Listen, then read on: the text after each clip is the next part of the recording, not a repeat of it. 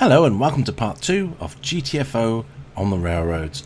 We're here at Bhagda station and we're just going to pick up our load. So we're going to get cargo freight run. And this time we're going to go to the rail and train centre. We'll find it in the list. There it is, rail and train centre. And we like to get paid lots of money. So we'll keep going until we get the big one. Where is it? There it is. And we confirm. Okay, so that's going to be loading up for a minute or so. So while it's loading up, let me give you a quick guided tour. As I say, Bhagda station's been around a long time. You've got the two platforms here, but you've also got this station next door. See if I can get in there. Here you go. This one's not actually Bhagda, it's actually a Haven station, although it's within the same sim. I don't know the history of these stations and who built them or why they're here or anything like that. The Haven, there we go. But a lot of these places are related to the Virtual Railway Consortium, I believe. And for those of you who don't know, the Virtual Railway Consortium supports the railroads in Second Life. They also provide the open source scripts for trains, and they give some free trains as well, and a lot of handy scripts and things for the railroad in general. They're like the public-facing supporting body organisation, if you like, for the railroads in SL. You'll see, in fact, there's a board, one of their boards over there, look, over with the signal box. If we just have a quick zoom in there, you see? There you go, free train. So this is the free train that you can get using open source scripts from the Virtual Railway Consortium. And you can use those scripts to make your own trains. You can just drop the scripts in, and it's basically the scripts that do the driving and the flipping of the train and that kind of thing, and helps them follow the guides and whatever else. And it explains to you how the railroad works. I'm no expert because I've not looked into the actual nitty-gritty of how the railroads actually work, but my understanding is there are guides, which in fact I'll show you them. If we just switch into that mode for a moment, you see the red guides running along. There are prims, which are guides, and basically the train follows those. And that's how it stays on the tracks, basically. Okay, that's our load in. So let's toot the horn 2 times, and off we go.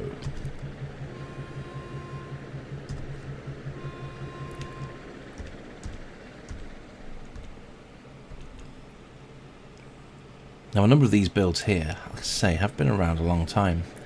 And I'd say that this particular zone is quite an elderly zone. There's a nice traditional lever frame signal box even on the right hand side. I won't profess to be a rail expert, by the way. I'm just somebody that enjoys playing on the railroads here in Second Life, and hopefully showing you what it's like and what it's all about. Now you can play GTFO. There's so many stations. There are a lot of stations that are appearing all the time. There's always new ones.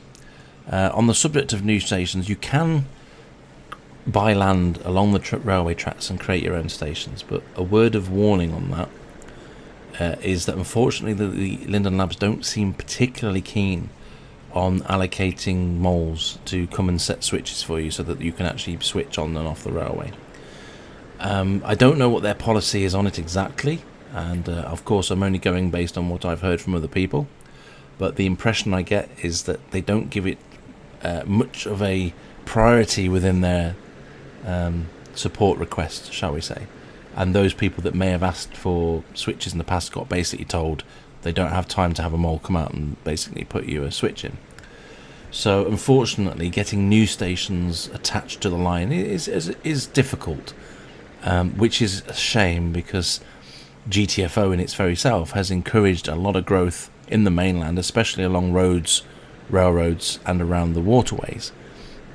And I would like to think that maybe one of the Lindens will fall across this video at some point, and we'll see that, you know, what I say isn't fictional, it's real. People are buying land and paying tier so that they can run railway stations and places for people to play GTFO, and it would be nice to encourage that growth with not only within our gaming community but also from the point of view of people who are buying land from Linden Labs and obviously paying tier, which works for the labs, works for us, and allows us to have Second Life into the future and helps to keep paying for it.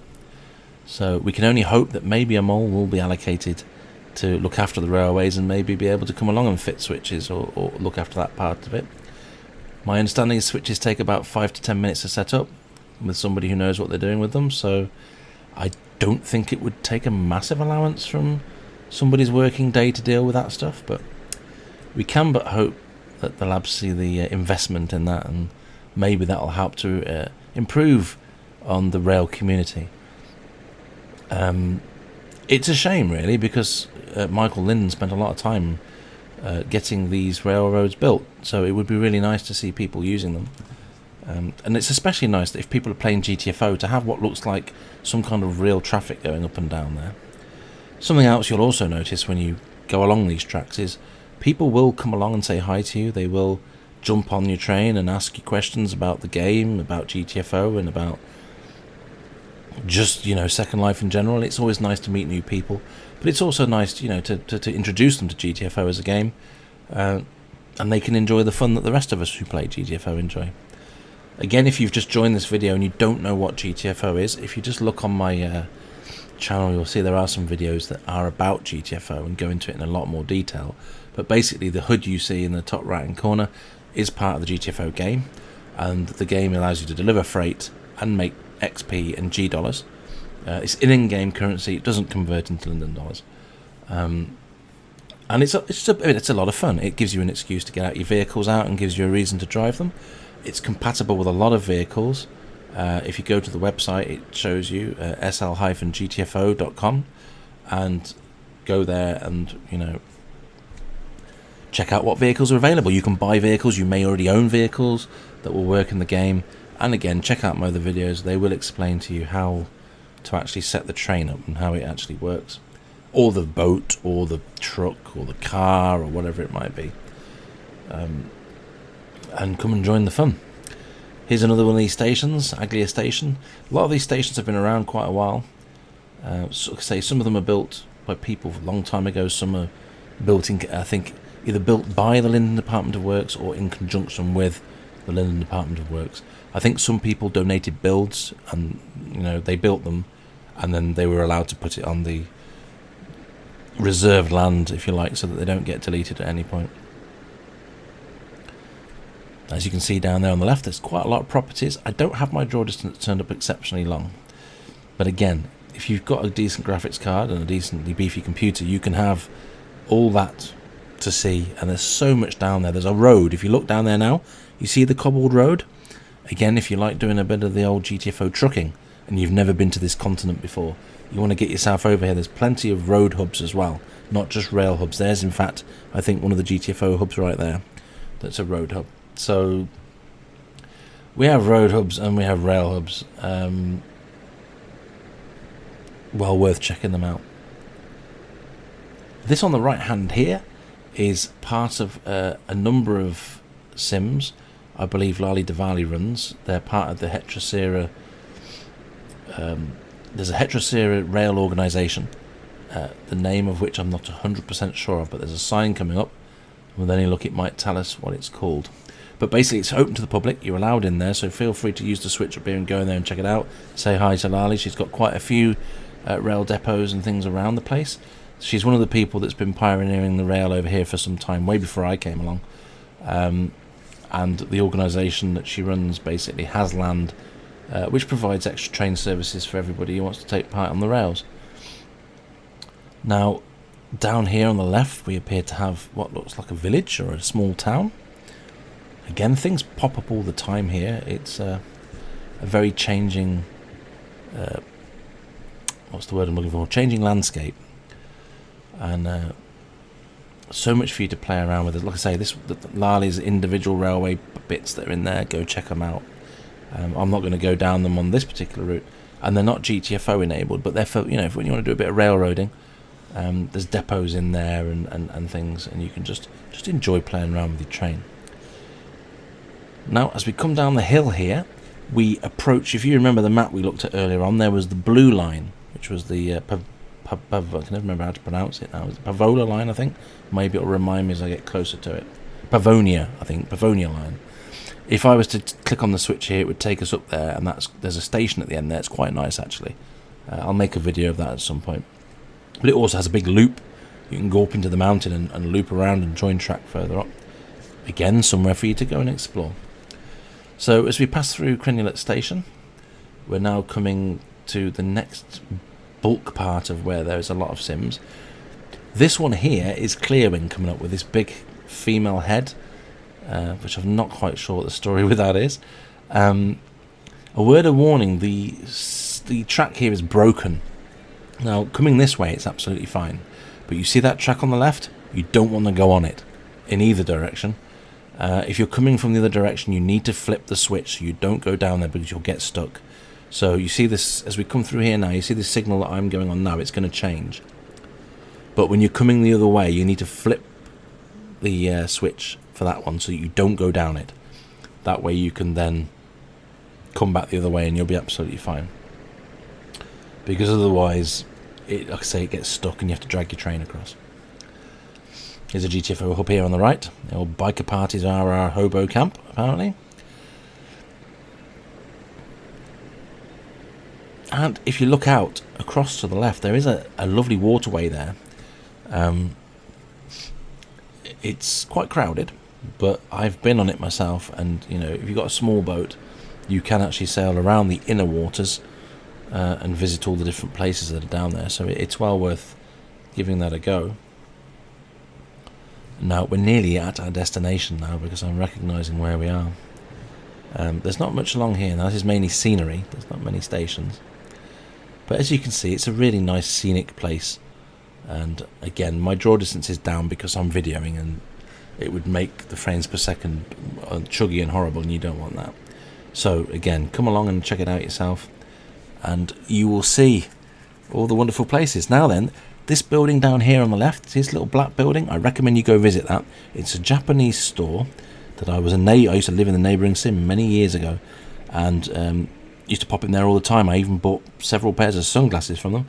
They sell all sorts of things, everything from sunglasses to musical instruments. It's definitely a shop worth checking out. Some very good stuff in there.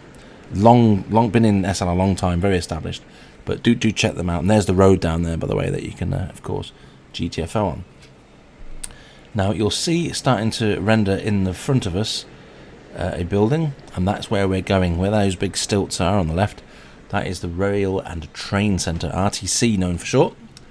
And we're just coming up to it now. So I'm going to start slowing down because we're going to have some switches to negotiate with in a moment. Okay. Now I've got my draw distance at about 256, and you will notice that with me videoing it and us doing this, it's chugging a little bit. It doesn't normally chug when I'm not actually videoing at the same time. Click on that. See, I just clicked it, left mouse button, either click on the signal or click on the switch. I clicked on the actual round switch there. It set me up to come in. It'll start to come in. I warn you, do try to get over them quickly because they've got about a 10-second timer on them, and they will switch back. Don't want to go too fast in here because Ven will shout at me. Ven's the controller of RTC. As you can see, he's got some lever frames on the right here which he can actually control, so he can control when it's busy here. He controls where the trains go and looks after the signalling. He provides a free service when he's around. He'll keep an eye on the tracks for you. He'll also help you with certain switches and whatever if you need any assistance in that way. So that'll stop. Turn off the engine and drop off, and that's the next video done. So we've travelled along. Let me just show you a little bit of RTC before we finish the video. He's got a very handy chart here that you can use which shows you all of the stations all along the track. It's quite an old map now, so there are stations that aren't on here that are new, that have been created as part of the GTFO. He's also got vendors here. Bibian's trains. Bibian does have some trains which are GTFO compatible, so check them out. These trains here are very realistic looking. They're not necessarily GTFO compatible as they're not mod, but if you like a bit of the old English railroading, they've got quite a few old English diesels like the Powerhaul 66, which is what we call a Freightliner over here. But they've also got some of the US ones as well. They've got what looks like a CSX there on the left, and Pacific National down there. So, you know, well worth checking out if you just want a bit of general rail stuff. It's all there. And if we just pan back out here a little bit, there are helipads on top if you want to do a bit of a crossover and you want to go helicopter to train. There's also a roadway down below, which I don't think you can drive to directly anymore from up here. No, there's no kind of ramp or anything, but there is a road. If you see it down there, there is a road venue here as well, but they're not directly interconnected. And you've got the rail centre here, which you can go into. It's publicly available. It's not private, so do go in there. Check it out. Have a look around. Say hi to Ben if he's here. Maybe drop him a tip or something for helping him to run the place. Maybe even stop in and play a game of Skip-O. Look. So that's the rail and train centre, and that's the end of this video. Hope you've enjoyed that. I'll see you in the next video, which will be like number 3, I think. Now I lose track. I'm losing count, so I'm going to stop saying what part it is until I figure that out later. But I'll see you in the next one, and we're going to go from here down to a place called Jody, which is Bibian Trains' actual shop, I believe, and station. And I'll also show you what to do when switches don't work, because the switch down there doesn't work. We'll go into that in the next one. Anyway, hope you enjoyed it. Don't want to waffle on. See you again soon.